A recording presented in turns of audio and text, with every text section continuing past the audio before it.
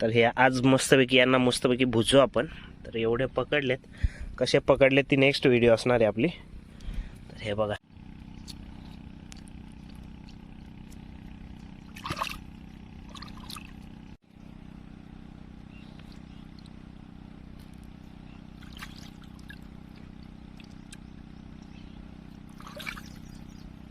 का करत घेतलंय? आपलं मटेरियल लागला पाहिजे ना त्याला. मटेरियल घरच्या आणलाय, मीठ मसाला डायरेक्ट काढून.